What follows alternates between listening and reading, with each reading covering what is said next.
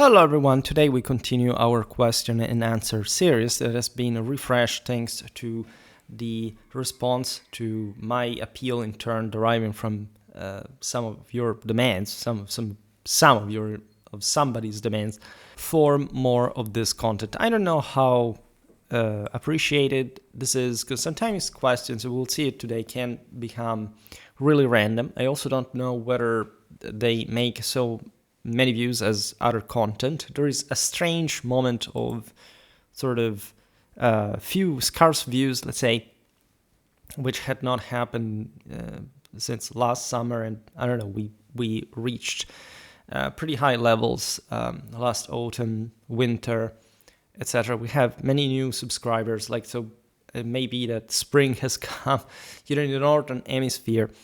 It's might or almost here we still go around with quotes. But I always liked this series myself, not just because of course, the relative ease through which I can make these videos without having to research more than much, depending on what the topic really is, but it's not like preparing another video. But also and especially for this more, at times, moral, cultural, personal side of the story. In fact, I think I've never really answered a question like this in my series. Here, the subject is question from a Serbian student. I will not tell his name. He contacted me, I think, for the first time. I didn't know him before. The name is, say, this arrived on my Schwerpunkt email, all right? But I will not reveal the name regardless of whether it would be actually okay to talk about this, because the text tells it all. So this is a peculiar, back and forth between me and this person for the reasons that you will see, and that can be interesting. I've never really answered, I don't know how to answer, not necessarily this question, but this type of question in general, because it gets on some ground that I think we, however, should try to address for a series of reasons that today we will unpack. So it goes like this. Dear Schwerpunkt, thank you for your insightful videos and incredibly detailed information you generously provide for free. Almost free, as you know. there are ads, right? Your work has helped me understand not only history, but also the world around me. It has genuinely improved my life. So I'm very glad, first of all, to hear this. And we will see now why this is also more relevant. So going on, in Serbia, I've never encountered anyone of your caliber. More importantly, no one here seems to share your ethics and worldview. You are the first teacher to introduce me to ancient European values and morality in a way that felt true and compelling. As you may know, in my country there exists an elite class that thrives on the suffering and ignorance of the lower classes. I find it hard to sympathize with the masses, as much of their condition seems to be their own fault. But this leaves me with a difficult question. How does this situation fit within traditional moral codes? If I were to take advantage of this system, as so many in our political and business class do, would I be breaking God's law? I ask because I do believe in God and in Judgment Day. Almost everyone in power here has risen by exploiting or corrupting the system. I struggle to understand whether it is morally acceptable to do the same. This is not purely a historical question, but a personal one. I see the same dynamics not only in Serbia, but also in places like Russia and Turkey. I respect your opinion greatly, so I want to ask, as a believer, what would you do in my position? Would you exploit the system, resist it, or simply leave? I want to rise above this life of hardship, but I cannot find moral justification for violence or theft, even if those are the rules others play by. If you have any advice or could recommend books or thinkers who explore this moral dilemma, I would be deeply grateful. I understand this topic might be outside the focus of your channel, so I don't expect a public response, but your commentary on post-communist societies has always resonated with me. Thank you again for everything. Best regards, M. Let's call him M. So first of all, as you understand here, the conversation goes on, and I would like, since I'm not going to specifically, I don't know actually, answer this message, because there is my response and the guy's response to that, because I prompt him, as you will see, to explain a bit better what's the situation, what he thinks, because they're in fact also the more interesting stuff, understandably and expectedly came up further. I wanted to stress some things I like about this question. First of all, we'll get to the Serbian drama that this channel had at some point because of my personal relations back in the day. Some of you are aware of that, but I will not probably ever make a video on that. But it's interesting to me, because this person says it's interesting that here, at least, I've never heard anyone like you, and this mentality is very interesting. But because I had the same mentality, I was showing this to the quasi to the Serbian quasi wife that I had, as you know, an archaeologist 5 years ago, and the great part of the problems behind the relationship at the time, that naturally was a very different time in my life, stemmed in part from some issues that are discussed here.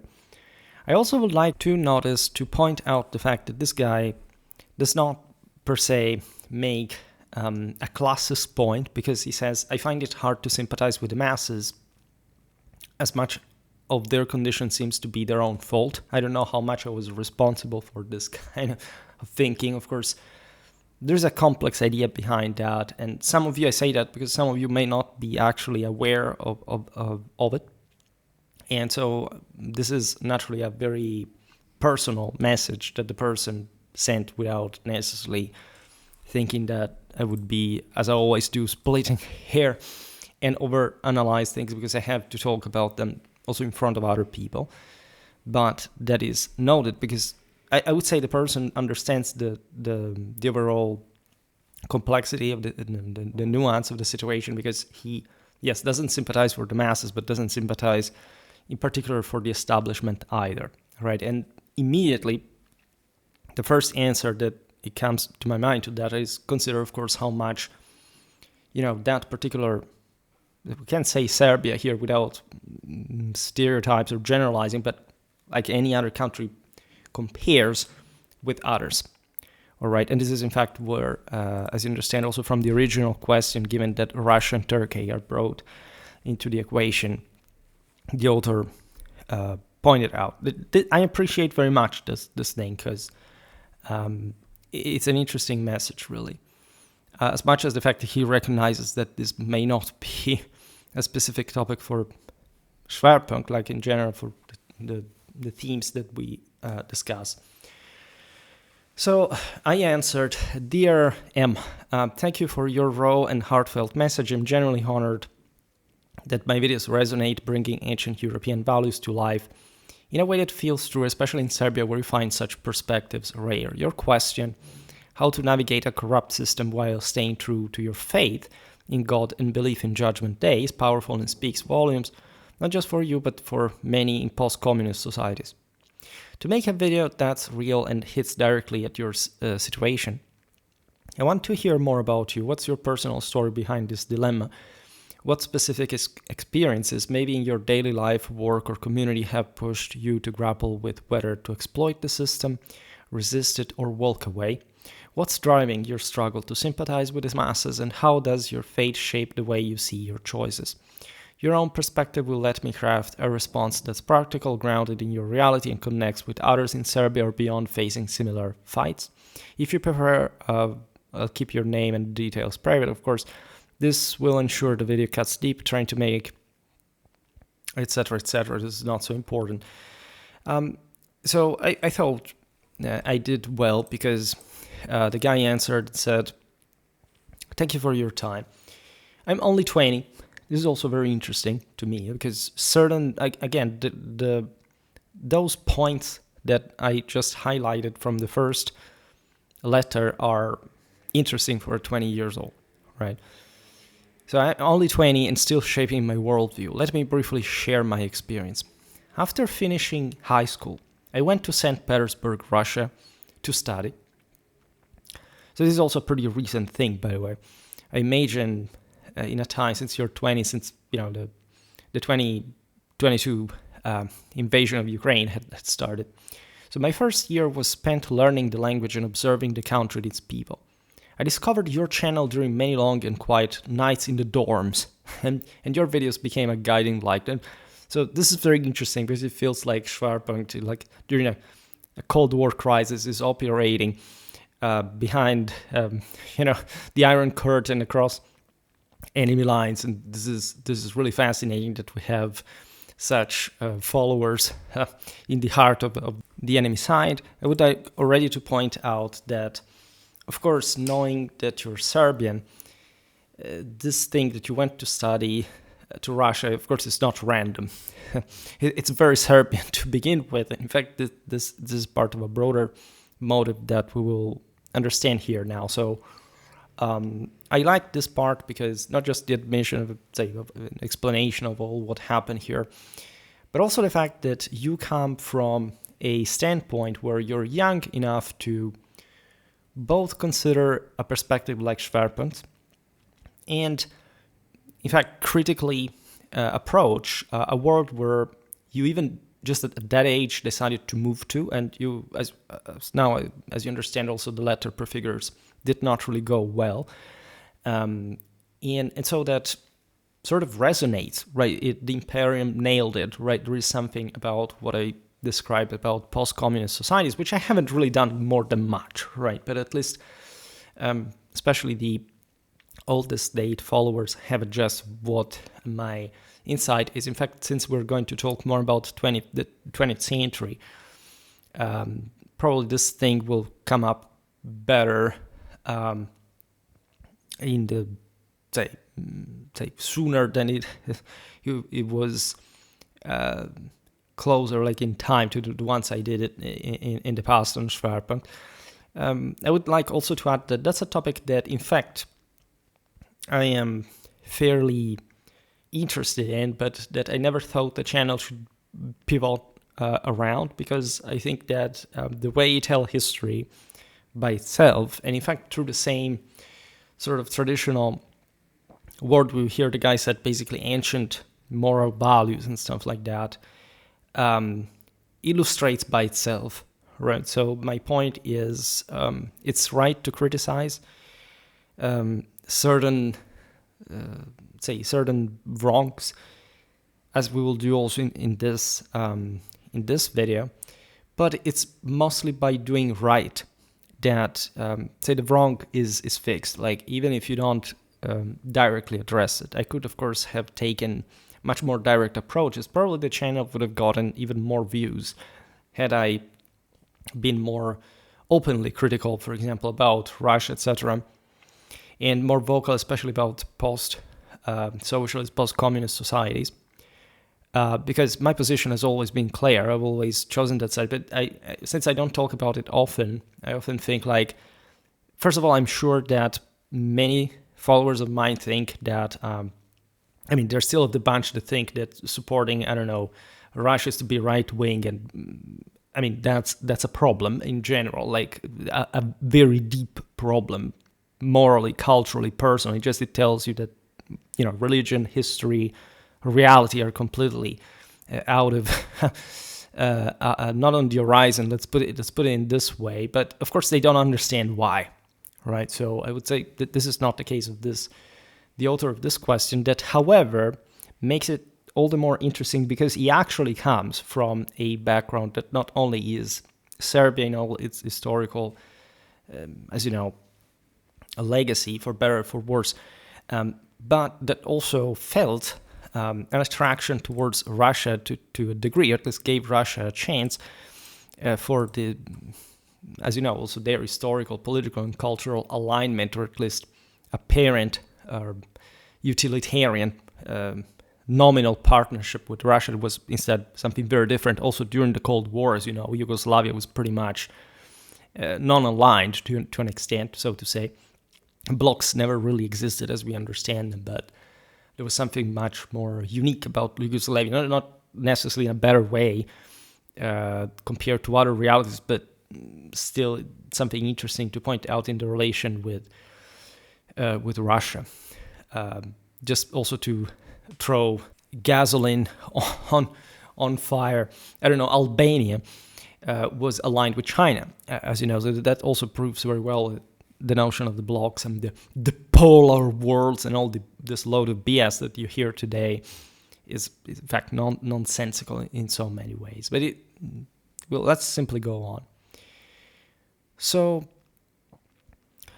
the letter goes on and says, what struck me about Russians was their coldness, not just emotionally, but morally. I would add, it's not really coldness, right? I will not here generalize about the entirety of the Russians. There are some Russians that are fighting for Ukraine right now, for example. So there are Russians that are in jail because they have protested against the war. So let's not even talk specifically about the war in Ukraine, because this is not what the video is about. But whenever I say Russian, I will say, of course, lots of negative things about this box, so to say, but it's not intended in an absolute sense, in a total absolutistic sense, to denigrate any person just because they are Russian or whatever. But I would specifically say it's not coldness. Like the coldness, and this is very deeply misunderstood. There are lots. This is not just about Russia. There are lots of countries in Europe that basically go around. This may not even be specifically about Russia in the claim, but the fact that sometimes that happens too. But let's say, we're actually just cold, intended as we're not emotional weirdos because they're the passionate counter. Actually, most of what is intended as coldness, directness, is a covert, hypocritical statement for saying that you're basically passive-aggressive and actually not cold at all, right? Being cold means that you literally do not have, you're really insensitive, right? Or you do not manifest exteriorly any kind of feeling whatsoever. Apathetic would be the thing. For example, people think that I am particularly cold, especially when in public, because I do not betray any emotion, right? Being constantly paranoid, passive-aggressive, empty, unfortunately does not have much to do with coldness. It has to do with serious psychological problems, as unfortunately post-communist countries, generally speaking, have at a disproportional systematic level compared, especially to the West. And that has to do with actually a lack of backbone to actually control emotion, because I would like also to point out that in my life I spoke to possibly literally thousands of people from at least possibly at least several hundred Russians to an important degree of actual conversation whenever it was possible. So I'm not really, even historically, I didn't come from a particular hatred towards Russia or whatever. I have on my shelf like all a series of Russian classics of literature that were quite formative in my years. But okay, of course, I was able to see things a bit more in perspective, in depth, in historical context, and so that's unfortunately, like especially this kind of communication with average Russians was pretty disastrous from a human standpoint, telling you the truth. And so let's debunk this notion that Russians would be some Stalinist super Soviet person like Danko in Schwarzenegger's interpretation as mentally disturbed fourth estaters and self-sabotaging people from the West and during Cold War paranoia began to fantasize about, especially in the United States. Russians are not cold at all, right? Cold is misunderstood. Is misused for actually being rude. Actually, sometimes literally aggressive, hysterical, and like having like a pepper stuck in your behind, right? That's actually the opposite of coldness. That's something very different. I agree on the fact that And so here I disagree with the fact that they would be emotionally cold at all, right? Being in constant prey of emotional rush. It's pretty typical, at least in my opinion. I know that Russia is pretty wide. I talked to many southern Russians, for example, may be more temperamentally emotional than people from, I don't know, St. Petersburg. That's pretty possible because, as you know, there is something to it. But say emptiness, I would think, is more fitting. And in this sense, moral emptiness is probably the best word, because as I said before, it doesn't stem from any tough backbone, right? Being habituated to survive in a tough environment, unfortunately, has nothing to do with the degree of actual accomplishment of a civilization. Actually, most people living in those situations are, like in this case, also in underdeveloped societies. And this is actually a constant throughout history. People from the most advanced parts of the world are actually much more confident, logical, rational, straightforward, and capable of controlling themselves. I would like to add that from a theological, traditional standpoint, the apatheia, right, the sense that you have to be about pure action and not,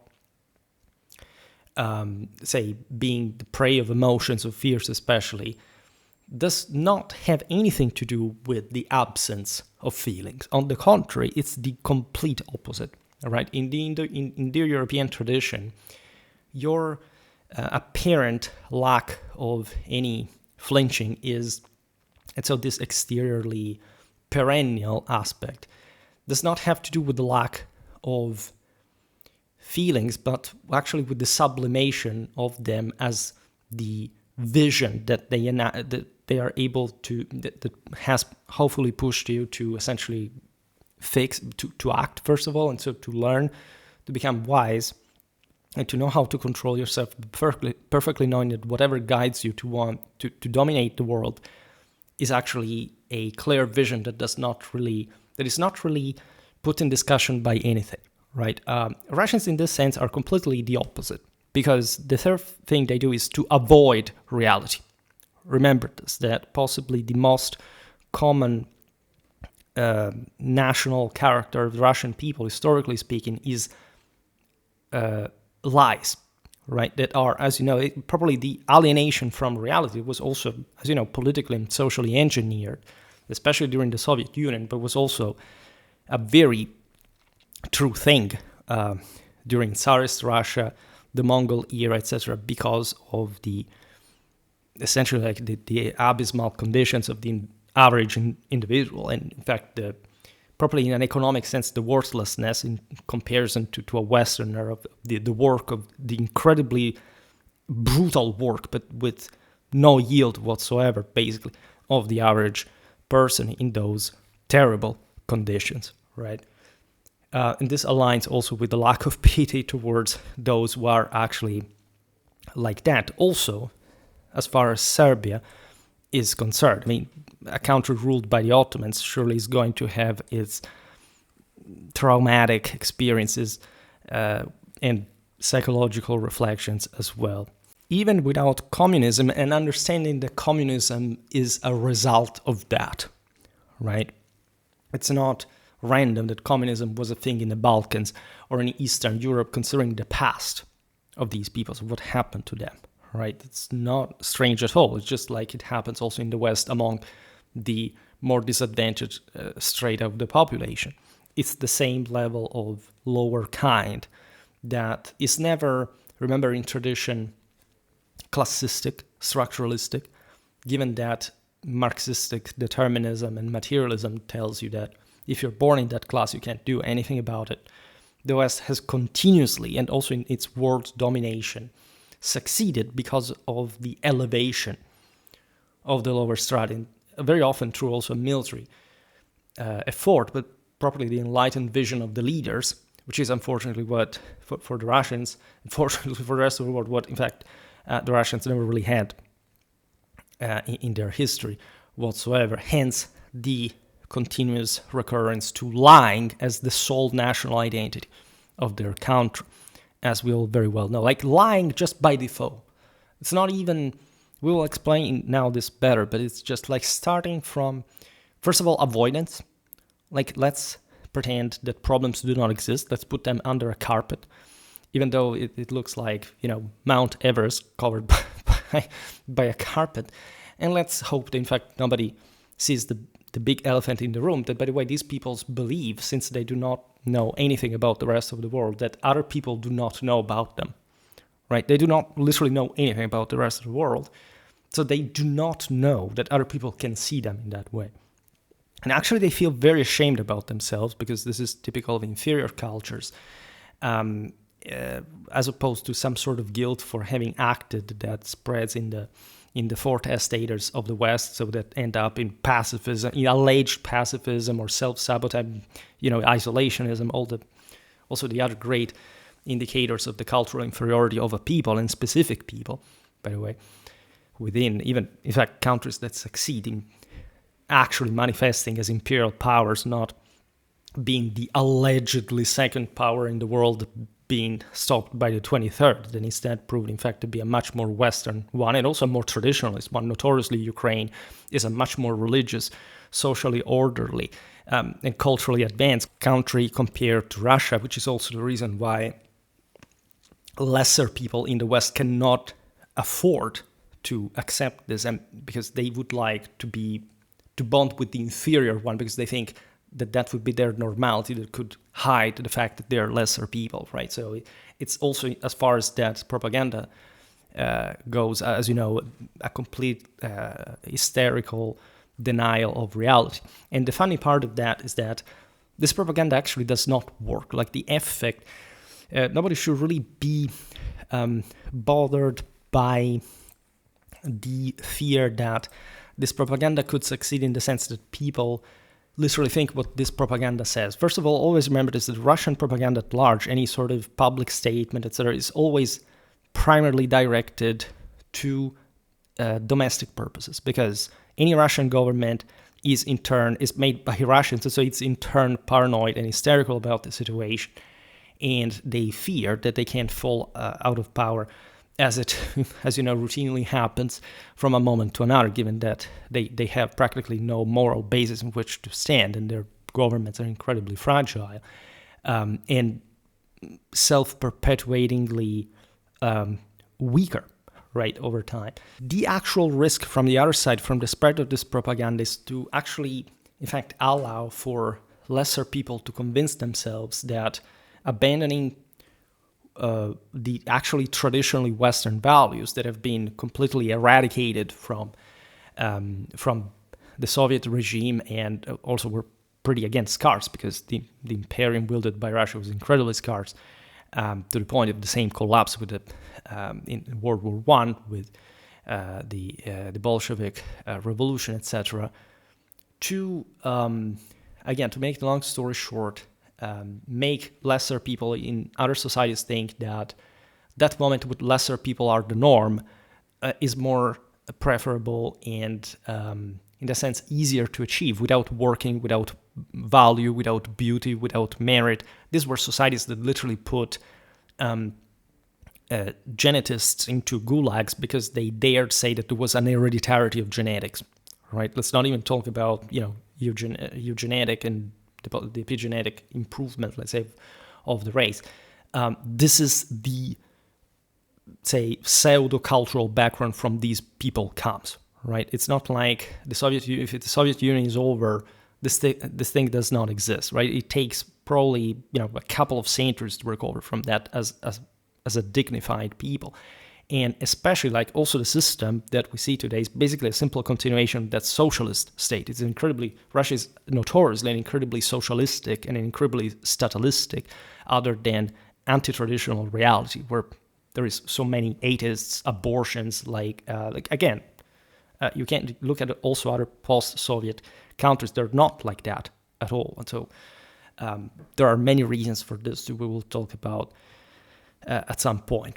Right, it's not like the Russians didn't at some point achieve, in fact, dominance over these other people. So that must be historically understood as well. But it's as if they had exhausted themselves also in this meager result that brought them with actually nothing. more than before in the process. Obviously, in relative terms to the historical times, which is essentially a failing culture, if even of culture we can somehow call, right? So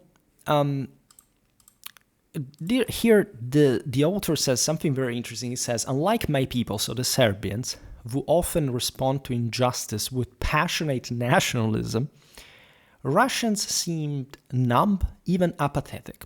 Right? This is incredibly fascinating as a perspective, because actually when you think about communist Serbia, you have the idea that, of course, certain dynamics that happen in other communist countries in the Soviet Union were pretty much alike. And in fact, this is true also for many Serbians. I personally, as a Westerner, recognized having, as I was saying before, dealt with Serbians, that pretty much the same relativism and sort of distancing from reality is present in Serbia as well. But it does seem fairly true that Serbians are different from Russians in this sense, to the point that Russians are so beaten in some sort of blind subservience to any kind of regime that exists because, of course, of the, as we were saying, the completely moral emptiness of the system, that it seems pretty appropriate. Always remember this, that any government is not just the reflection of its own people, always, by Indo-European theological tradition, and just a universal one in general, but that it's in power in the same way because of the decisive majority of, a moral majority of the people. Now, this decisive moral majority, of course, is relative to how much moral force there is in the country. So you can have the absolute moral majority with a country that practically has no moral force whatsoever. This is very much the case of Russia, that literally needed to throw millions into the meat grinder just to survive, and to also provide with a future of appalling misery and, you know, ridiculous living conditions compared even to the defeated Axis countries in after World War II. And by far, because the Germans, the Italians, and the Japanese became some of the richest, longest living, and freer people in the world, whereas the Soviets basically... And this is very sad, by the way, because if you studied history of the Soviet Union, you know that there was actually, among Soviets, some appreciable sense of at least the hope for some liberalization. After all, their regime had totalitarianly inculcated into them that it's always the same old story in communist countries. One last effort in living in the sewer, essentially, not to realize that you live in the sewer because that's the only thing that your people can afford to begin with, especially as it keeps supporting such demented ideologies. But it is true that Russians are that sort of subserviently blind, right? And that doesn't have anything to do with being efficient, morally robust. Again, they're, as it's noted also here in different terms by the author of the question, they're literally like spineless in that attitude. And the author goes on and says, I remember a tragic incident when a bus plunged into a canal. Oh my God, that's terrible. I still don't understand here whether he's talking about, we'll discover it now, about an episode that occurred in Serbia or in Russia. But yeah, I presume it's in Russia because the guy says the only ones who jumped into the freezing water to help were Dagestanis, right? Ironically despised by much of the Slavic population. I would also like to point out that the number of Islamic immigrants in Russia is as high as in some, the most, in fact, high, proportions that there are in Western countries. So all the people say, oh, look, the West, it's full of, Muslims, and of course, like uncontrolled immigration, undiscriminated asylum, etc. is a massive problem. It's not like Russia is any different from that. And at large, it's a completely different dynamic, without mentioning the fact that, you understand these immigrants because the West is disproportionately rich compared to Russia. So, of course, like Central Asian Turks from also post-Soviet republics, etc., would tend to gravitate still within the orbit of Russia, aside from the Sinization of Siberia and all that stuff. But they do live in living conditions that are a joke, right, by the 21st century, right?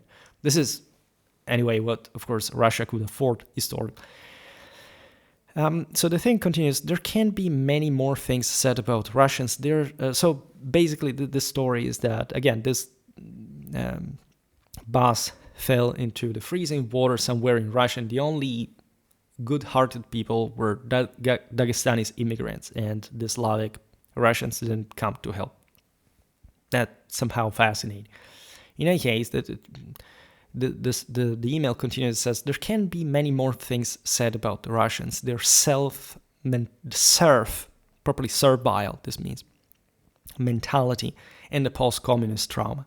Absolutely, right? These are literally peoples that up to 1 century ago lived, and many of them actually still live. We're talking about several point percentage of the Russian populations living in slavery conditions. And at the time, like also for anyone who, as I said myself, was historically, for the literary value of it, passion with the Russian classics, very much no. There is actually a citation from Tolstoy's Resurrection that is sort of fitting for this video's answer to the Serbian follower. In any case, going on, this apathy reminded me of the recent tragedy in Serbia on November the 1st, when 16 people died and the older generation showed little reaction, even criticizing the students who protested against the corruption. So here I understand that the Serbian recognizes also that there is a similarity indeed between the with Russia regarding this serf mentality and post-communist trauma. Then the letter goes on. It says, I also met many Turkish students and found them to be emotionally expressive and temperamental, much like Serbs. As much as probably many Serbian followers of mine will want to rip myself apart of that, of course there is a similarity between Turks and Balkan people, and this is unavoidable, right? At least tendentially, right? That is true, and the Ottoman domination is not even just a matter of debate. This happens. It's true that different countries have different temperaments. If anything, they get often misunderstood. Of course, I would say that Serbians are much more civilized people than the Turks. I talk with Turks in my life, and again, it's difficult to talk with them. It's not. I'm not predisposed against people's just person. I mean, even just if I talk to a random Russian, I know nothing about this person, I'm going to always give a chance to be a decent human. But it's very interesting how communication seems to be difficult for these people. And sometimes also because of this incredible rush of emotions. It may be true that, for example, Turks are more tempered, say, than Russians, but this does not, again, necessarily mean that there isn't something there that plays on many different levels at a time that can't quite be compared in the same way. The email says, a Turkish student became a close friend of this, again, Serbian student, a descendant of an Ottoman governor of Damascus. This is interesting. He introduced me to Islamic theology and Sufism, and as he himself had a master in a Sufi lodge, and explained to me how much tradition Turkey lost. Even the written language of the Ottomans is not readable by most Turks. This is also true. We bonded over shared history and moral discussion. Your videos gave me the background to hold my own in these conversations. Wow, that's powerful to hear. And he admired me for my objectivity, something sorely lacking in Balkan histories. I don't know what these guys discussed, honestly, but it's interesting that at least this was a sort of historical and theological discussion between, by the way, a Serb and a Turk. That's fantastic. That, I don't know, they didn't kill each other, and this guy's writing me from a prison for murder, but these are the kind of dialogues that, if successful, of course, I don't know what was said, so I would probably, just knowing myself, I would probably not be inclined to think it was exactly what I would like to hear, but what the hell do I know? It's good, at least, that this international and cultural dialogue did happen, interreligious even, and more. So the letter continues. He told me, so this Turkish student about Turkey's elites, how private companies agree on prices and push the state to approve them. That's a condition of monopoly. Of course, it happens. It's very typical of post-communist societies as well. When, again, people are broken. The average person lives in appalling conditions compared to what they could. And there is generally like power holding that relies mostly on that moral subservience, so lack of actual moral power and imperium, you could argue, from the people. Something that at least in the West we celebrate, in fact, instead having always had, by maintaining those levels of liberty that are often misconstructed, misunderstood, misrepresented as democracy, which is a very different thing, and that instead we should be proud of in that direction, right? We know this because for different reasons, you know what kind of propaganda exists, propaganda opinion exists from the other side on this notion. Without mentioning that, in fact, the same Russian propaganda tends to mud waters. Putin famously said once, that made a point among the many, that there's not such thing like Western democracy. At least I would agree on the fact that democracy does not exist, and it's a perfectly good thing. But the dumb thing, of course, that the leader of a country that lies. Remember what ancient Iranians believed about what happens to lying kings. Like the imperium flew away and never came back, right? And this is absolutely accurate given the current situations that there is not such thing like Western democracy, because look, Britain is a monarchy, France is a republic, Germany is a federation, etc. And what does that actually mean? It's a completely institutionalistic, formalistic, statalistic, and in fact typically socialistic mentality that denies moral value, right? The West is the West, also more generally speaking, because it is morally superior to others, and especially to countries like Russia, for example, that could have actually and do have a Western root at large, but refuses it because, again, lesser people always self-sabotage and want to alienate from the reality they cannot afford to handle, except they're always going to pay the price for it, as in the full imperium theology is warranted ipso facto from a metaphysical standpoint. So the letter continues, so these oligarchs, they avoid taxes, manipulate markets, and the state is powerless to stop them. The people end up paying more so a few can get rich. He himself comes from this elite and works in agriculture. And both of us know what is the situation with Turkey, denying water to Iraq, and the conditions of migrant workers on Turkish plantations. And even the price of the final product is many times the price of producing it. I tell this to drive the point that the absolute exploitation of the masses is not only a post-communist countries issue. Exactly. In fact, this is exactly what I just said regarding also Russia, that this is not about being again,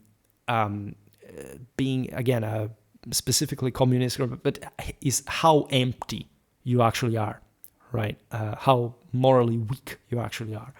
And in fact, you can, for example, easily draw a map of all the countries that were communist at some point and see that most of them are actually very poor countries, underdeveloped countries. But it's not like, again, every poor country or also just difficult country under the third world that at some point were all communist. Right? It's not just that the word Westerners would colonize them and maintain control on them. It's just also that there can be different outcomes for the same misery. At the end of the day, just the way you think you think different. It's just like, I don't know, think about Marxism itself. You cannot deny that it gave some basis for exploiting certain circumstances that provided with power of some sort. Otherwise, there would have not been a Cold War. But in this sense, the Russians, the Chinese were communist because communism, at least in the Marxistic, Leninistic side of the story, and springing from those also from other types of communism that developed later in different countries, is a Western product. We're talking about Germans, we're talking about Russians themselves, other Europeans that could be considered, in fact, Westerner in many ways. In fact, also one of the greatest lies of Russian propaganda in that sense is to continuously obsess their own people with the notion that the West is the threat, as if to say that they weren't Westerner. And you can argue that, of course, there is a narrower way of seeing the West, intended mostly, again, as a post-Cold War convention. But it's like, I mean, the Russians are European. They speak a European language. They were largely civilized by Western civilization, of which they were part, just less performing. And so this denial of reality is incredibly ridiculous in many ways. You know, the engineers that built St. Petersburg were Italian. They imitated other countries to some degree. The Muscovy became a power only in the measure in which Peter, let's call him the Great, westernized the country, you know. And so there is eventually something there you cannot deny. Of course, I'm speaking rhetorically, and I'm not referring to the author of the message.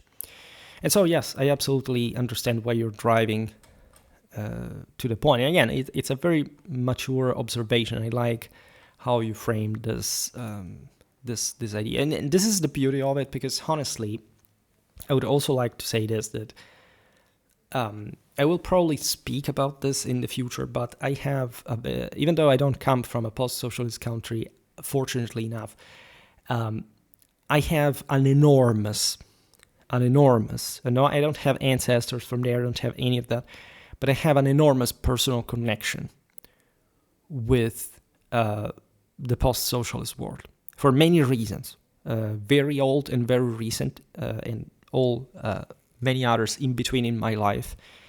And to me, like the greatest dream, and I think this is also very important for in the European Union and the general West, to understand that we failed post-socialist Europe. This is a problem for the West. I will not much discuss this because nobody's perfect.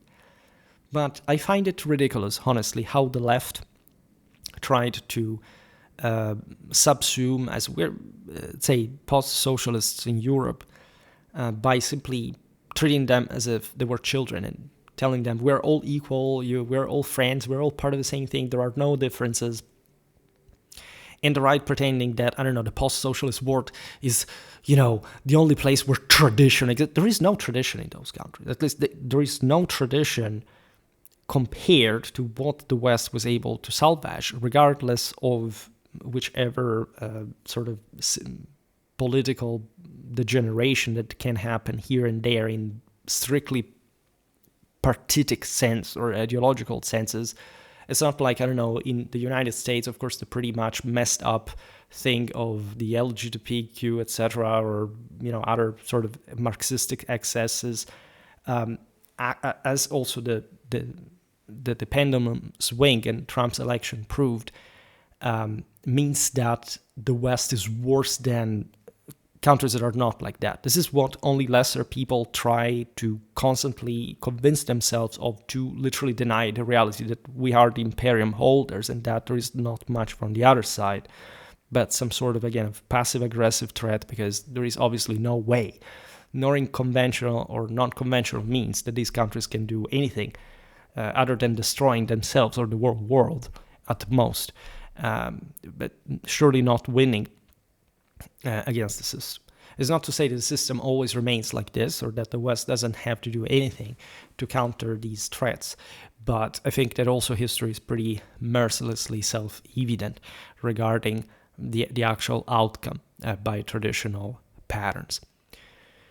So the author says, I will always remember my childhood and how my grandmother would tell me how my great-grandfather would take half of the farmer's crops simply because he owned the land.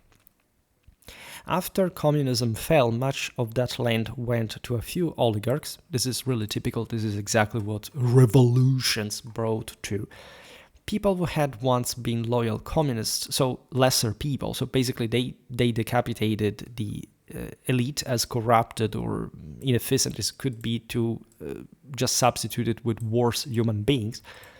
And in fact, here it says, but quickly rebranded themselves and began exploiting the system again. So it's also something because the brand was communistic now. So it was also based on very different ideological principles, but still even more hypocritical ones. So yes, I perfectly get you in that way. And the plantation that was built on my ancestors' land is now in the possession of the president of Serbia himself, interestingly enough. And my father, who had been jailed for criticizing communism, received nothing, right? So this is a very interesting familiar background, by the way. Your great-grandfather was a landowner, also in an age that I can imagine if you're 20, I don't know, maybe when your great-grandfather was born, but it would have been interesting to know. Because there also the Ottoman connection to some extent would have existed. And now this land has been stolen by the state, all right, during communism, and your father was even jailed for criticizing the regime. This is very, very, very interesting, and it speaks probably of a lot of the maturity come from hard-earned wisdom from these very bad experiences that you're discussing here. So going on, even after all the previously public businesses have sold to the individuals for pennies on the dollar, the latest trend is lavish infrastructure projects that serve as money laundering schemes. Yes, also nothing new under the sun. The ruling party also demands money from self-made businessmen, threatening to dig up dirt or fabricate it to shut down the firms if they don't comply. So, okay, here now he's describing the current Serbian government. As you know, there has been a great deal of protests, including the ones he was discussing before, that quite interestingly were against this sort of regime and were immediately weaponized as some sort of because the regime is ambiguous regarding the position towards, as you know, for example, the Russian-Ukrainian war, because Serbia is basically destined to get in the EU, right? And they made so much work just to get into it. So they have this heavy legacy of Russophilia, more or less, made up for, again, opportunistic reasons. And so they feel torn, and the notion is that this... at least some uninformed commentators criticize the government for being just, here's the EU that makes coup d'etat, that, there is no democracy, it's false. Yes, of course, instead there is democracy in the other parts of the world. And instead, notoriously also to debunk this BS, is that most of the protests that occurred, if you've seen also in recent months, were actually waged by fundamentally nationalistic forces that, however, want maybe a nationalistic and not necessarily anti-Western, but not particularly Western-friendly Serbia, and that also don't want to be some sort of corrupt Russian puppet or, say, Russophilic government, and making it very simple. But this is also to say that Serbians are, unfortunately, in that post-communistic legacy and trauma, paranoid, and so the typical mentality of the post-socialist world is we're surrounded by a fog of war. We are the only thing that exists, and all the worst thing, or at least we are the only thing that we know about or we should care about, and everything wrong can happen to us because others will do it against us because all the rest of the world is an enemy. And literally, of course, not knowing anything about the rest of the world, what you are actually doing. I know I have post-socialist friends that are very sort of civil, educated, intelligent people. I had a girlfriend from a post-socialist country once. So I like these people and treasure them in their role in my life, right? But at large, right, my experience with these countries has been overwhelmingly pointing toward that direction. So regarding the author of the email, as you understand, he's a guy coming from some sort of elite or former elite or something in between now background that sees things in a bit more, obviously, bit broader way, with broader horizons to realize what is going on here to an important degree. So the letter goes on and says, I've since returned to Belgrade because I became too disillusioned with Russia. This is the part of the email that honestly gave me chills, and I say it friendly, of course, but in the sense like, why would you become illusioned, first of all, with Russia? Yeah, I know that you're young, that you're Serbian, and that you likely had some, broader vision of why Serbia or Russia should have some sort of partnership. Or maybe here I am reading too much through the lines, and pretending that's the normal trend, but I know better because I had some equal experience again always, and the attitude is always like, oh no, Russia is either a normal country or it's just also the West fault, but not openly saying that maybe they're actually supporting Russia for what they're doing, or at least maybe feeling actually very bad for it, but not having the courage of accepting that the whole Russophilia connection is basically a pile of garbage, right? And that there is actually nothing competitive, alternative, or actually worth in the current Russian model that anybody could successfully pursue to begin with. So the email goes on and says, I witnessed the student protests against corruption, but I now see they failed, largely because of the apathy of the older post-communist generation. Yeah, this notion is interesting because boomers and other, of the older generations surely are mentally very, like, I agree only with what makes me feel confident and without having to learn anything. And of course, these were the people who had been schooled, educated in the communist system that was essentially relying on this notion that if you are not dictatorially dysfunctional and terroristic, underdeveloped mess, anybody else is going to take advantage of you, as if this thing was anything positive and or in fact sustainable. Just see where you landed with that. In fact, I'm very proud to say that, of course, I belong to a country that bombed Serbia back in the day. And again, I don't mean it as an evil remark, just per se, but just for telling you where I come from with my moral vision, and also how ridiculously exploited that notion that, okay, so NATO is just doing bad, shady things, is considering that, if you don't carry out ethnic cleansing and don't sponsor genocide, nobody's going to bomb you. I can't grant you that. So the rest is just whining of a weaker power that simply searched for it and got what it deserved, right? And all the rest, if you don't like that, ask how God bestows the Holy Ghost / victory. And that you will see, you will deal with that. And this is fitting because, by the way, I don't know what the author of the email thinks. Maybe he will get triggered by this. I hope not, because he knows that I'm stern but fair, right? And given he's talking about the Judgment Day and how this whole thing aligns to my, he says, Christian beliefs, not Catholic beliefs, because I also presume that he talks about God's law, right?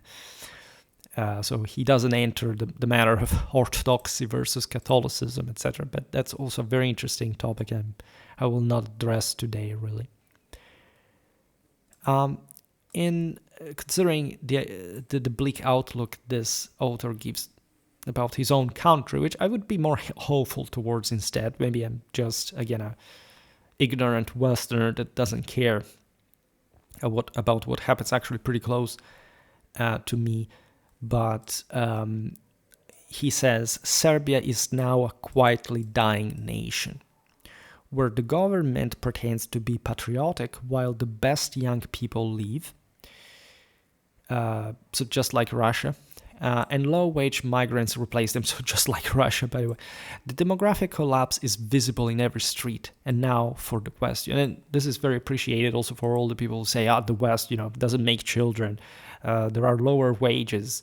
They're turning into a dictatorship. Excuse me, but assuming, of course, like these things are, say, aside from the excesses in the terminology, but there is a trend, of course, of shrinking. We are living in a global moment, because these things since the Middle Ages and actually the ancient era happen in parallel all across the world. But what is the rest of the world? Are they going somewhere? Do people realize what kind of demographic imbalances exist in India, China, Brazil, Russia? They realize that they do not have any of the absorbing breaks that the West has to cope with that, and that probably the worst is in the world is also yet to come by magnitudinal degree because of what is going to happen in those countries, and that we will also have to deal with. This is a huge issue. So, by the way, this was not the actual question. I appreciate that the author reformulated that from the first one on my request. He says, if I were to ask an Orthodox, here we get actually the thing, an Orthodox priest for advice, he would say, quote, suffer in silence, pray, and know that God will reward you and punish the evildoers. So this is not a very good answer. I wouldn't say that this is what, as I said before, it's not like I think that Serbians must be bad people or that Russians must be bad people. But here a same Serbian is saying regarding the same Orthodox Church, it's not like if you're Orthodox, you're a bad person. No. All right. I know very good Orthodox people, including the ones that are fighting for their freedom in ways that really are schooling the West. But indeed, like if we understand the Orthodox Church as connivant, as it always was with the evil doings of the current regimes, because the church is made by people, and if you are, again, traumatically subjugated into blind submission, this is exactly what you will do. You will have answers like the ones that the author tells us. Suffer in silence, pray, and know that God will reward you and punish the evildoers. There's a major mistake in this answer. That is to say, if you suffer in silence and pray only, God will not reward you because you will have not done anything, all right? Suffering in silence may be a wise advice to people who do not have, say, in the moment, some reasonable capacity, regardless of the divine potential within us, to cope with the situation, especially if you're young, if you, again, you feel powerless in the broader picture, it's understandable. Praying, however, is exactly something that you should do in order to cultivate the preconditions, the spiritual preconditions for the imperial manifestation. As such, if you pray but don't do anything, like this prayer is not a form of elevation, this is just a form of superstition. Basically, this priest told you to shut up and obey evil people, because it's not like God will not punish the evildoers, as they will fade away in the way we often illustrate it, also in terms of the afterlife, accomplishment, etc. But you will do too, if you haven't anything to be even better than them. At least they have power, and so somewhere they earned that, even if it may sound grotesque or incomprehensible to you. They somehow got the premises for seizing power and just being incapable of handling it. But in the premise, they did something more than you. And it sounds incredibly harsh, but it's something that at large we have, unless you see Schwerpunkt at some point as the world dominator here. It's something that regards him as well, right? So, and I understand, of course, that this Orthodox priest's pretty lame answer is exactly here an example of the recognized incompetence and incapacity that the author observes from this person. Idem, because the reading again, if we were to ask the mafia, they would tell us to make the system work for us and join in the exploitation, right? So it is true, of course, that when the state did not exist, the mafia, the mob in a way or another, was the one who ruled and who actually built up the better system that we know of, but exactly at some point destroying the mafia because it was, in fact, recognized as stupid and inefficient. So I think that Serbia, of course, deserves much better in the 21st century. Finally, if I asked someone who emigrated, they tell me to leave Serbia because it's better abroad.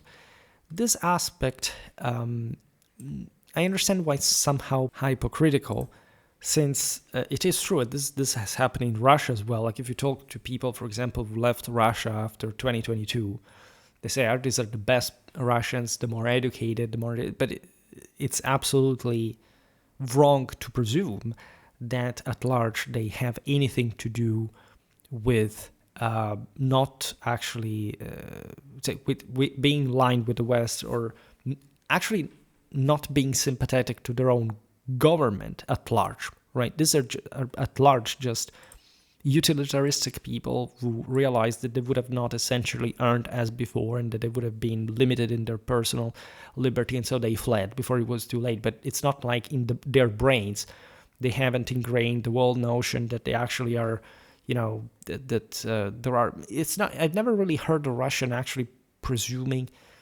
That's probably because in my life I talk mostly to women in that sense, but maybe men are different, I don't know, but it's likely that Russia was just the best, right? I would actually give them this, but because this is typically post-communistic, Russians are terrorized by their government.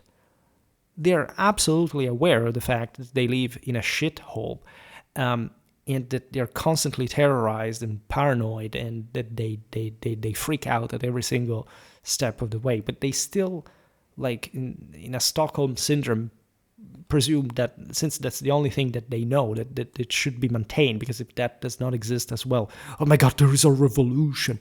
And yes, revolutions weren't that good, but say they brought you to the point that you live in now, and there can be some changes, some revolutions, even that can change something for the better if it is actually a serious thing. So it is true that these expatriates are actually pretty hypocritical. They often spit in the dish in which they eat.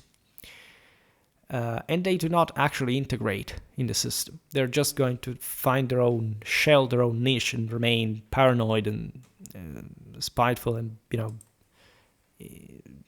living just like they do at home. That's to say, completely unseeing the world, like living in their own bubble and remaining that limited, narrow life. That, of course, is also ultimately going to be a failure. I'm sure that there are, I don't know, some beautiful, intelligent, educated, I know there are, right, civically responsible and absolutely worthy Russians, right, and that are very much indignated with what their people, not their government, because that's also the Russian punching line. The people is just an innocent martyr. The government does all this is also what lesser people believe in the West always. Like populism is founded on this chthonic anti-Indo-European superstition, the notion that it's somebody else's fault, which is what a child of 4 normally says in terms of neurocognitive development, completely unsuspecting the entire traditional Catholic theology on how power is wielded and bestowed, right? So, again, let's be incredibly honest about this. Yes, there are very good people out there from every country, from every background. It is true. From any major group, there are such great people. But the average is something completely different, right? And if you care about the reality, if you care about like a functional human being, you cannot alienate from the world, right? And so even just the fact that you would think that anybody would think such a thing at some point places you in the box of those who don't get it and consequently behave like that, right? I could tell you so many anecdotes about Russians in this sense, and how they actually behave, because they also programmed to use always the same words, always the same tricks, let's say tricks that do not get actually anywhere, that do not fool anyone. And that they hope, through which they hope that others don't see, or that they're not judged. And again, it always ends like you can't, at the end of the day, talk with these people. And it's something incredible. It's something really that I could write an entire book on. I could make it now that I think about it, or talking about it on Schwerpunkt with actual evidence, etc. But definitely the notion go abroad does not resolve the problem at home. Maybe I wouldn't tell you that going abroad is not a chance. Like, there are many ways. There's not a fixed answer that I can give you about what you have to do, because ultimately you are the only one who can decide that. But it's possible that from abroad you can find the conditions to actually do good for your own country, right? And especially if you embrace a Catholic worldview, of course, also geographical boundaries are not really much of a problem to begin with. That's why humanity etymologically comes from dirt, humus, which is literally referred to the earth, right? And so something that needs to be transfigured, sometimes from the same earth, but as humans at least we do from it, but that is not the objective. It's not just like this piece of dirt is mine or the other. Like it's about people who live on it, right? And that makes the difference. And so that for which it's totally worth to die for, but not because the meter is the piece of dirt, all right? But I understand that, again, this example of the emigre is just, okay, forget about your country and don't care. Let things work exactly as they have always been working. So now he asks me, what is the right thing to do, right? There is other in the letter, so let's see if we can simply answer better on the basis of these directions. He says, I feel like both master and slave. Through my male side, I come from an old rich family that has had its estate stolen. Yeah, so you made it clear before. But also I'm a descendant of an orphan with nothing who almost died as a child working for an industrialist. Well, this is actually very interesting because it's somehow similar to my background, I would say. From, again, not a post-socialist country, but one that makes you think, really. And I will, at some point, even talk about this stuff. And I will tell you that background is incredibly powerful. It's not just about ancestry, of course it is, but it is probably about the moral lesson that it teaches you, and that you can relate to both wealth and poverty at the same time, not being an idiot like the many that exist, unfortunately, in the post-socialist world that have been indoctrinated into hating rich people, right? Thinking that everything is correct. For example, the typical anti-clerical attitude that post-socialists are indoctrinated into it is the notion that the church is bad. For some reason, that is the only fact that the only church that they knew was the one of their own country that is a bad country, and so has a bad church. And it has nothing to do with the church, about which they do not literally know anything theologically, historically, or whatever. And that's always the same old story. How do you cope with these people, right? Fortunately, again, in post-socialist countries, and I know that there are very, very good traditionalist people as well. Not many, unfortunately. And again, I can consider myself to be lucky to know especially one that I would like to dedicate this video to. But, well, I will not say more about this because there are things behind the curtains, and I don't want to say too much in case this person is listening to me, but I think they know.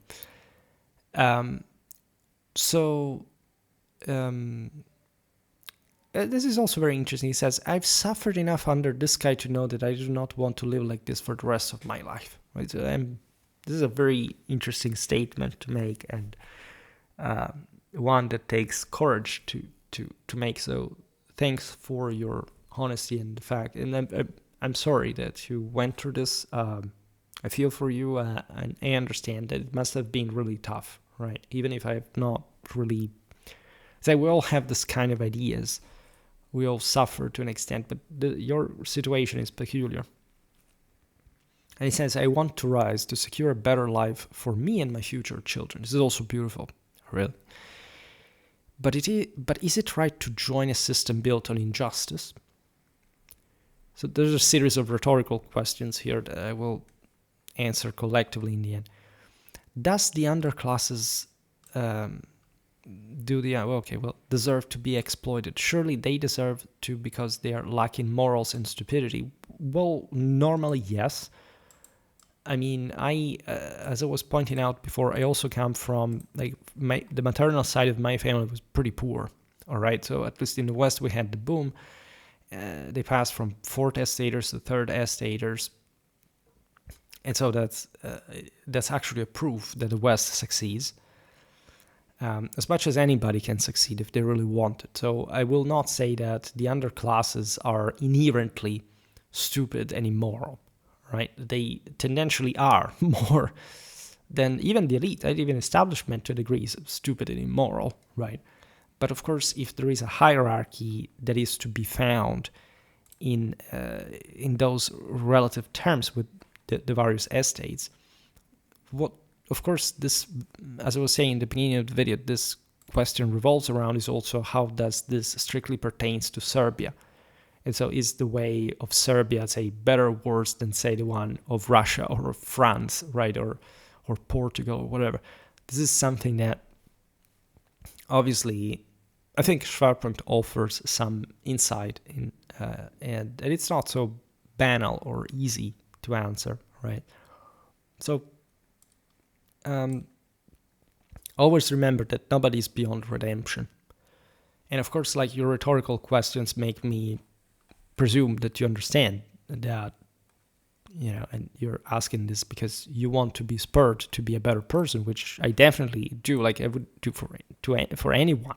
I would really like to live in a world in which everybody strives to be a better person. And unfortunately, I met too many people in post-communist countries that say that they don't owe anything to anyone, and they have just to be self-servient just because everybody sort of abused them, traumatized them, and they stole them everything. Well, that's not how you're going to improve the situation. Actually, you're going to lose your soul completely at that point. And it is terrible. And I would like to stress, by the way, that if you are in such a situation, let's say in a bad situation like that,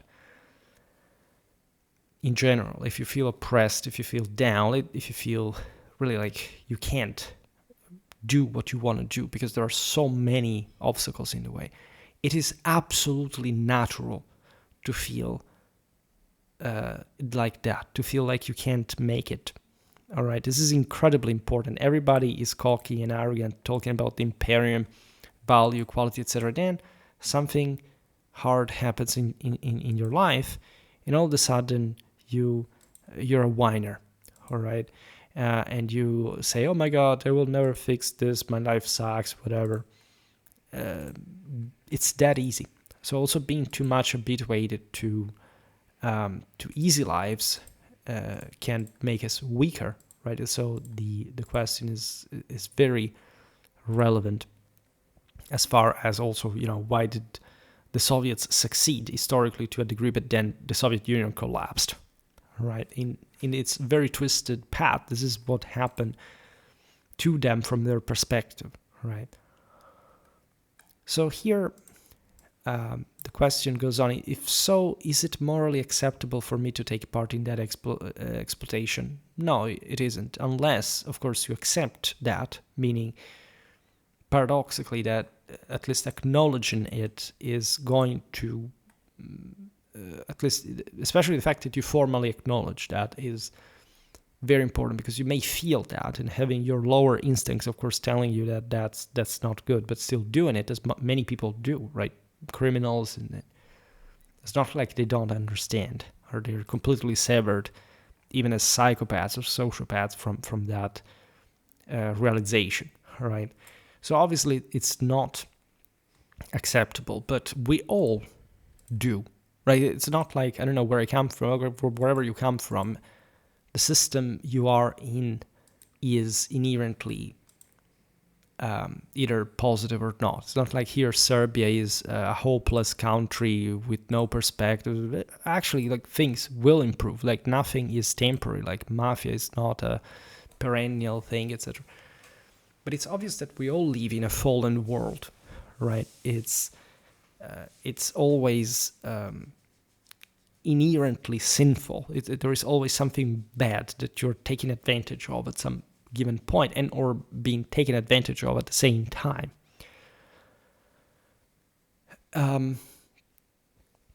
So the question says, the mafia builds churches to atone for their sins. Yeah, this is also interesting. They had this very weird, superstitious, contractual way to religion that should be, probably it's also deeper than it seems, in meaning that maybe they understand it better than many other people because they actually are into, again, conditions of power sometimes, and they understand the whole situation. But of course, their doing proves the fact that they're just not enough. They're not up to that. They do not fully understand, in fact, even what that kind of religious principle is. Going on, I was taught to despise them for that blood, money cannot buy God's forgiveness. But I wonder, can it? So this is a very interesting question in the sense that we have already discussed on Schwerpunkt. And it's very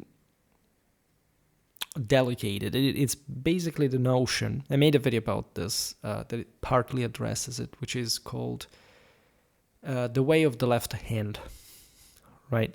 Basically, traditional cultures believed that since original sin was inherent,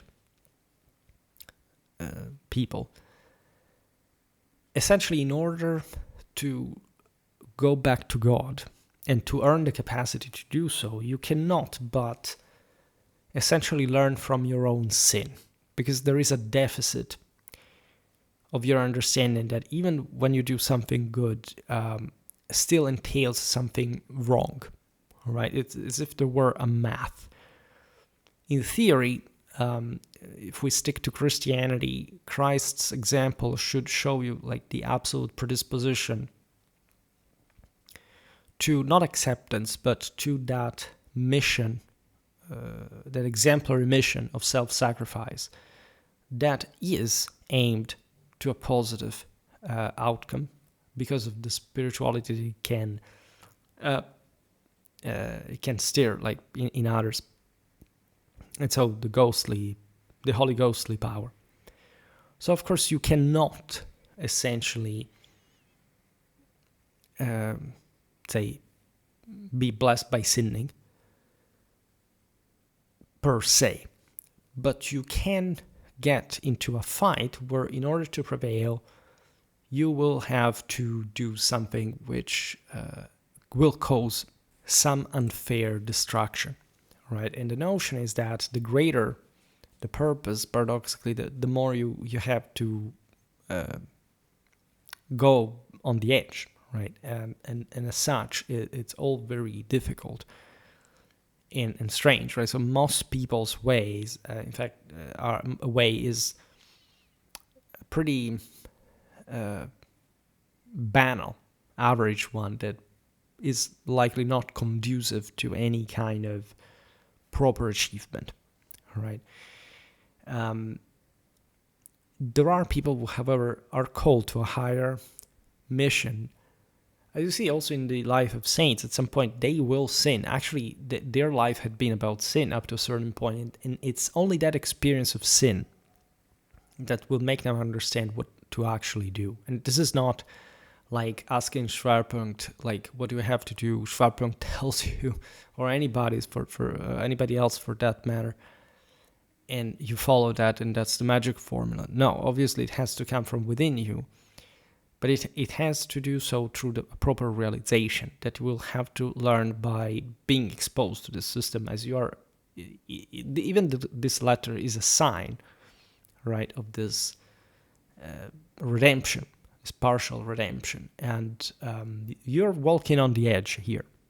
You're saying very dangerous things, as a matter of fact, but you're saying more positive things than that as well. So the notion here is that the moment in which you can arrive to digest by yourself why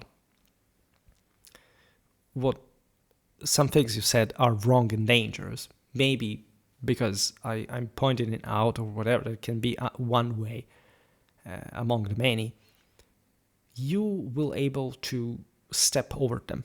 Remember that transfiguration happens through not the abandonment of the world or reality, as many traumatized people in post-communist countries do by thinking that they're actually doing nothing wrong because they have been deprived of the notion of what you have really to do in order to be right, which is the most important thing that communist regimes always wanted to eliminate at every level.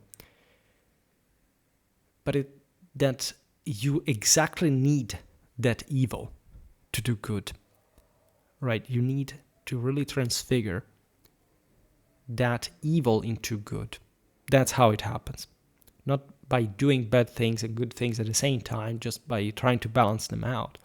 By using the bad things to actually do better and to actually fix them along the way in the process. Because it's also a forever learning path, without which you cannot understand why these things are good until you have actually seen their effects.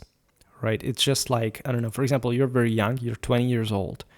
So at 20 years old, even if you're a good person, if you have always been like the good kid, the good student, the good son, whatever, and so you have good fundamentals, that is all good, but it's not as good as if you already had tested the consequences of that goodness. You can theoretically understand why behaving like that is more rewarding, but it's not until you're 30s, say, that you will actually be able to collect the fruits of that, to actually assess, oh my god, that's how good it was. I wish I had been even better at the time to get more of this, because my life would have become really easier, right, had I done better at the time more, right? So most of this is not, I would say, about trying to fix the system as some sort of solitary hero that, I don't know, is planning to stage a revolution or whatever.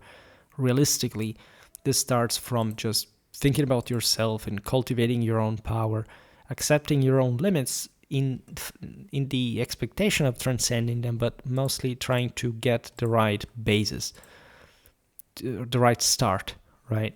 Setting the correct preconditions for further hard work and improvement. Having said this, of course, there are ways to, I don't know, regime disobedience. There are ways that here I cannot even discuss because it would be illegal for me to say. Everybody finds the way that not much God simply prepared for them, but that they are called to enact by themselves. God being aware of that and making it happen at the same time, but always leaving you that kind of power, right? Everything is all predetermined, except everything is also based on free will at the same time. This is the actual traditional Catholic doctrine, and people tend to gnostically separate the two things, and they fail miserably at that, right? So the letter goes on and says, my Turkish friend once told me that those blessed by God will be judged more harshly.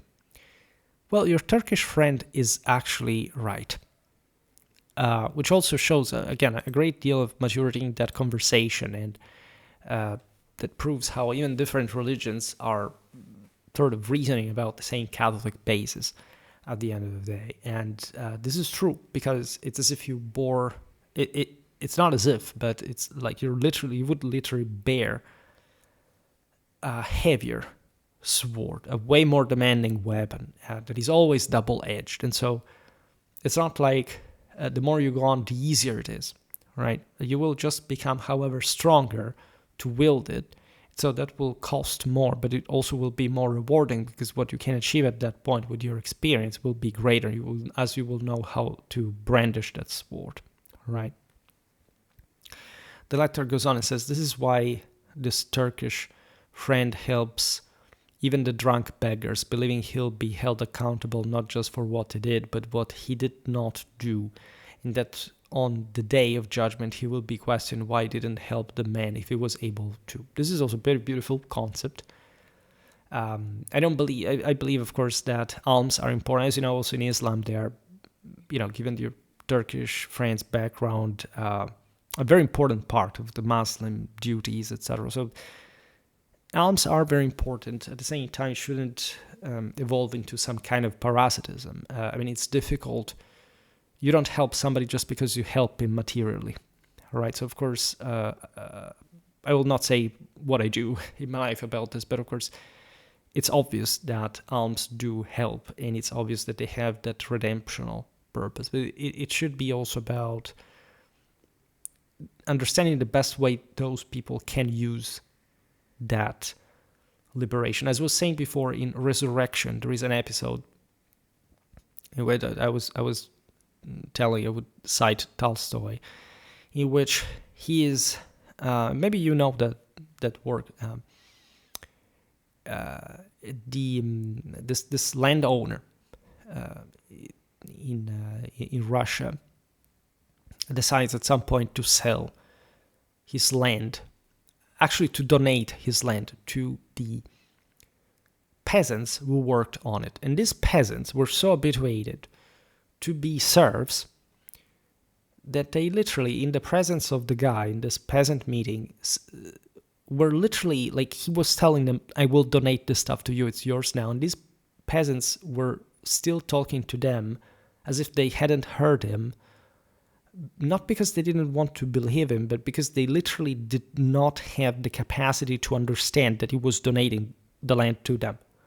So they were thinking about different forms of land exploitation, of something that could maybe improve their situation, but they literally could not understand the concept that the land was being given to them by the owner, right?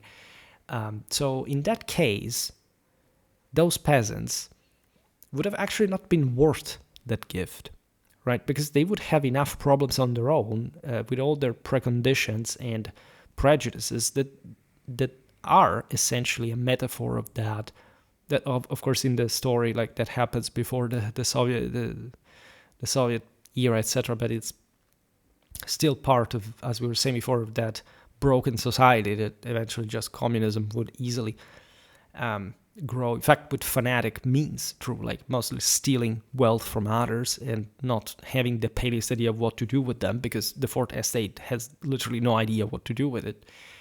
And in this sense, revealing the malaise of those people.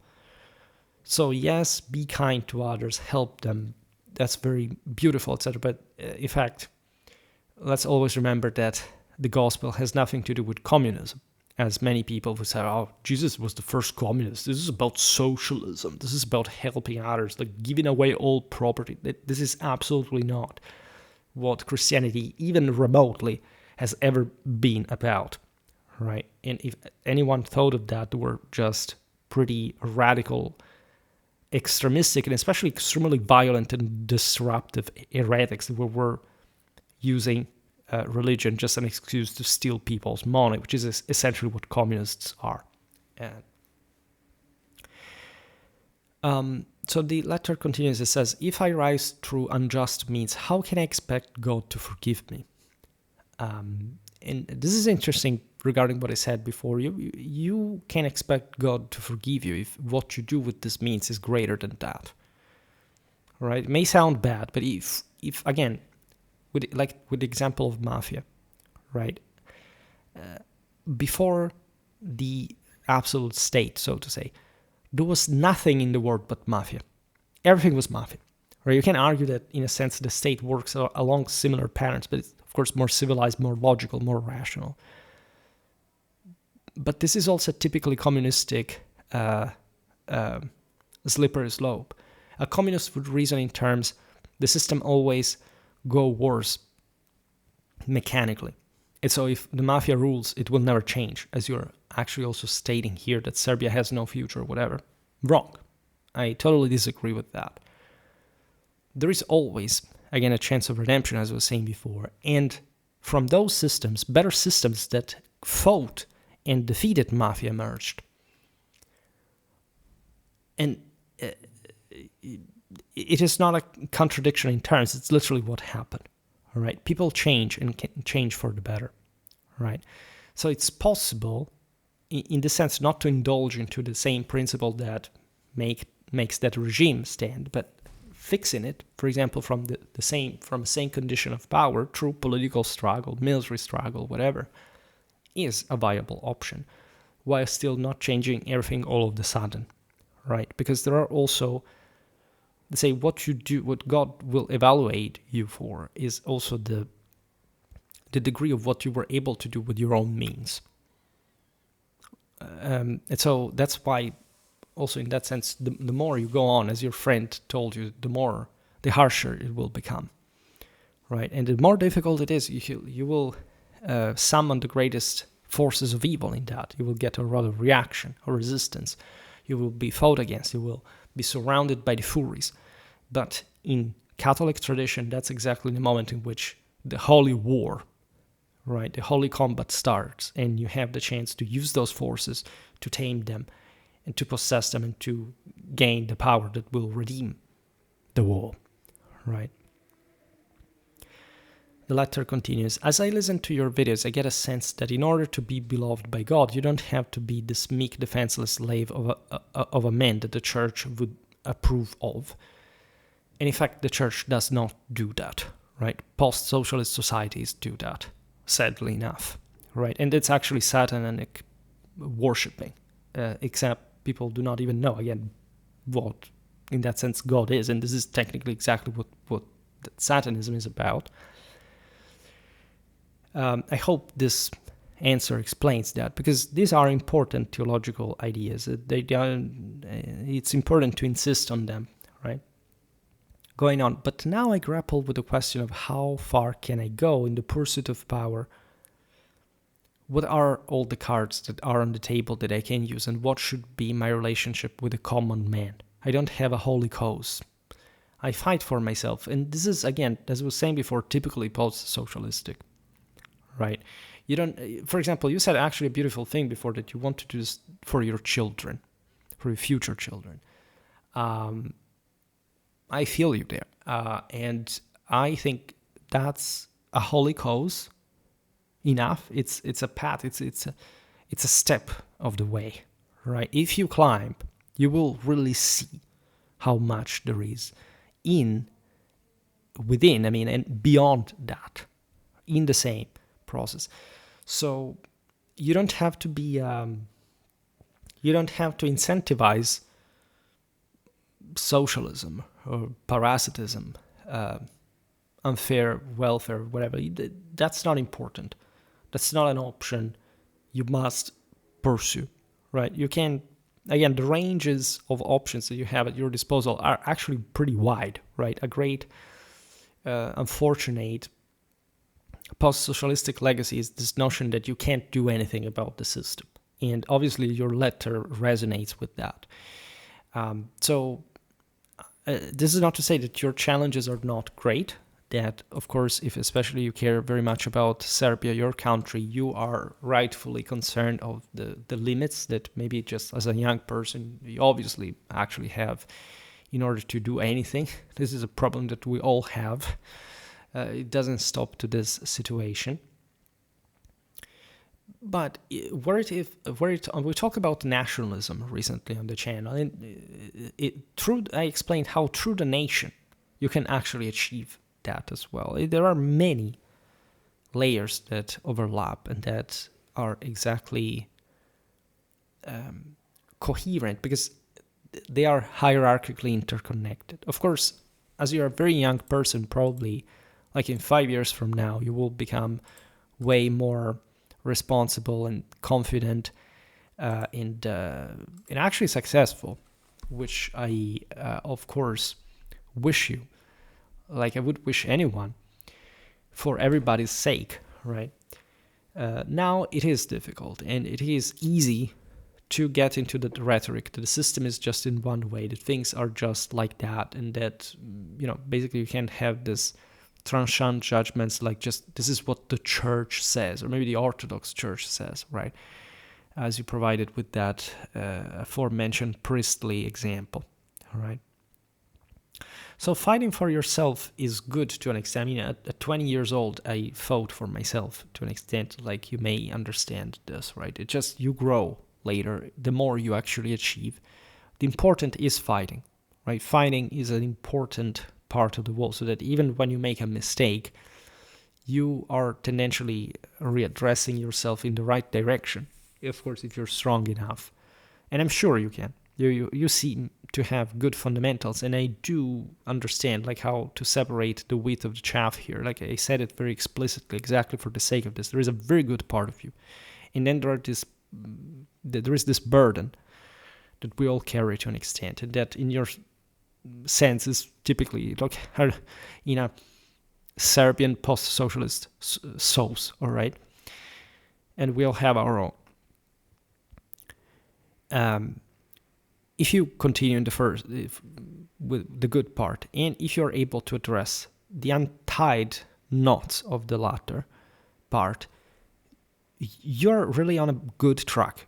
You cannot actually do the two things separately. They always work in tandem, and they're the best, like the most synergic way to achieve that success and to actually find your holy cause eventually. Then you ask, does that make violence permissible? I made many videos. Again, I'm on a YouTube channel. I cannot say, okay, yes, sure, violence is permissible. I cannot say that. But I made, if you're reading through the lines here, of course, I made multiple videos that illustrate what I was saying before regarding the fact that the holy war, actual war, is the elective place and dynamic that allows people to transcend themselves and even through sin achieving a higher status. Naturally, it's very difficult. This is also why, for example, in the degeneration of mankind, states did take over also in a functional way, so in a positive one, to make up for the fact that individuals were not able really to manage the thing on their own, right? Including arbitrary violence. And so again, it's not like violence is a problem per se. Like if, I don't know, you can even kill a person in self-defense in certain circumstances. It's not excess of defense, say. But in this sense, this is another story. Like I hope that you will never have to get to that, even though we all experience some kind of violence in our life. So that's also another story. Going on, who deserves to rule and who does not? Well, simply those who are in power deserve to rule, right? And again, populism will never accept this. Especially from a post-socialist country, you will be told that the people are the poor angels that have no power in things. It's all the people's fault. As I said before, the government is just nothing but the reflection of the decisive moral majority of the people. They may be people who are not in charge, that seem like honest, hard-working people, but actually they do not have the backbone to handle more than what they do. And actually, if they were capable of more, their example as also just common, ordinary, hard-working people would simply be able to fix things. That's evidently not enough. And people who are in charge, let's say, hold the imperium. Let's say a common mistake in this interpretation is to presume as also populistic, in fact, post-socialist, but populistic in general, because that's the same thing. If you're a populist, you're a socialist. It doesn't matter whether you're right-wing or whatever, you're just a socialist. You don't know that, if anything. But this notion is that, and that's also typical of especially post-communist realities that say, oh, look at the West, they're actual dictatorships just like ours. It's all a scam. No, they aren't, right? Because we share power. So the notion is not that, I don't know, if Biden or Trump were in power, they are individually just the best people in the world. Their power actually rests on others. And it's all compenetrated. So it's not like Biden or Trump can single-handedly control the entire work that the United States do, all right? But of course, the populistic paranoia says, oh, that guy's the leader of everything, we have to tear it down because he's stealing something from the poor, hard-working people. No, this allegedly poor, hard-working people are the same lesser people that allowed for this to happen. And they deserve everything that happens to them. Literally everything in the world. Everything. Just like everybody does, always, at all times. All right? Including everything that happens to them. Illnesses, accidents, everything. It's their fault, metaphysically speaking. It's the fault of those who perpetrate that as much as it's their fault at the same time for not being able to prevent them. Because they have a power and potential and they can't use it. So it is also their fault at the same time. They overlap. All right? And how can I know if I am worthy? Oh, what a question. That's just what I said. Right? Measure yourself. All right? Obviously, if you are just a 20-year-old asking himself this question, well, you are in a place where you should probably already be on average, which may, again, not be a good thing, but this is a human problem rather than yours personally, or only personally. And I would say the more you will gain power in this sense. You made it to have Schwerpunkt making a video about you. So that's part of your expansion. That's surely going to be listened by people. At some point, you're going to make a difference. That's also a manifestation of your own imperium, right? We all compenetrate each other's imperia at the same time, right? The last paragraph of the letter. I understand this is not a typical historical question, but I truly value your perspective. I would be grateful for any guidance. Thank you for everything you've already shared with us. You can't keep my name private. Okay, so you said that. I believe that this is a universal experience for most of the world. There are many things that I have not mentioned because I find them not so relevant to the question, such as all the methods that are used to steal money from the state's budget. Well, yeah, maybe you can post that to some kind of broader, a more appropriate platform. I am too small as a channel to be that relevant, but, maybe I'm also just missing my opportunity here. And then he says, or how much the Chinese and Mongolian students lie and cheat on tests. Oh my God, this is so funny to read. Sorry, but it's I love it. Honest, it's it's incredibly funny to hear. I would say this that I'm not surprised that especially the Chinese lie and cheat on tests, given that they're run by a communist party. It's their entire political experience is a scam. I don't know about the Mongolians, but I presume that given the background, yes, there is something similar.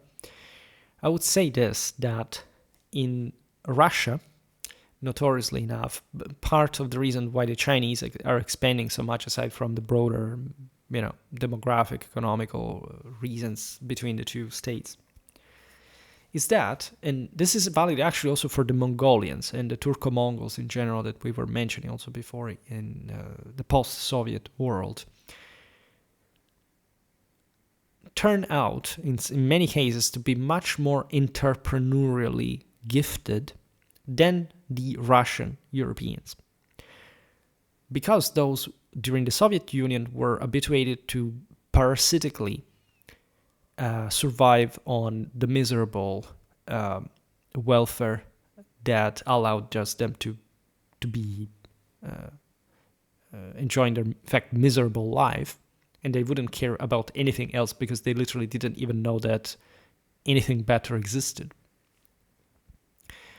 Whereas the Turco-Mongols were heavily exploited and burdened, etc. And many of them, when the Soviet Union ended, at least most of that parasitic system was say not most of it, but say, as you know, it continues, but it's still in fact something that was modified to the extent that some greater entrepreneurship was allowed. I studied economics many years ago with professors that after the fall of the Soviet Union had to go over to Russia to teach Russians the existence of the concept of market. I'm just going to tell you that. And this is just 30 years ago, right? So nothing changed, literally, in the mindset. Especially when, again, it's not like exposing people to the internet or whatever has any effect if your brain is wired in that way. But many Turco-Mongols were instead like so, traumatically pressured by the system in Soviet times that actually, when there was a minimal entrepreneurial chance, they began to actually succeed economically, to be very, industrious at something, and partially contributing to the Sinization of Russia, of Siberia in particular, that is a pretty notorious dynamic. The text goes on and says, or how Muslim students show outward expression of faith while actually not being better at all than others. So yeah, the fact that we have to be loudly and outspokenly be told at the same time that they're Muslims. Oh, look, we're Muslims, and winking at, you can't convert to the Muslim. Yeah, we don't give a damn about that. And that's basically where their sole identity stops, and or hiding all the enormous issue, of course, of that society in many ways. And so, again, in a sense, I understood how the nature of their government is a reflection of the people's nature. Which is perhaps like if had any role in making you get that, but you probably got it by yourself, is really a great lesson to be earned.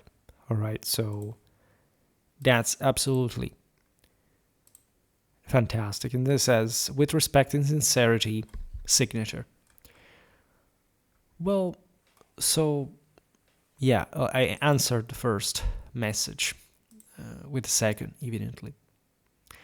So this was basically it. I don't know whether I'm going to receive a response. Lately, I have been following certain backs and forths, these answers that I gave, etc. The Q&A is an interesting series. I found out that many people watch them and ask for more episodes on this, and it's a space for confronting opinions, etc. And so far, it seems to me that it somehow worked, and it's been fairly interesting and potentially really effective also for the sake of the channel. We'll see, because people mostly notice, regardless of the content, say, okay, the Q&A was, maybe the last Q&A was too recent, so I will not watch this other one. Okay, but it's a completely different topic.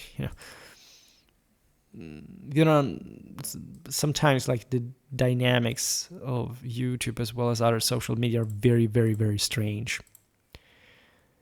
In any case, for today, I stop it here. I just hope that you enjoyed this video. If you did, please share it. Otherwise, leave a like or subscribe to my channel if you're interested in my upcoming content. As always, I thank you heartily for listening to me. I wish you a nice time and see you next time. Bye.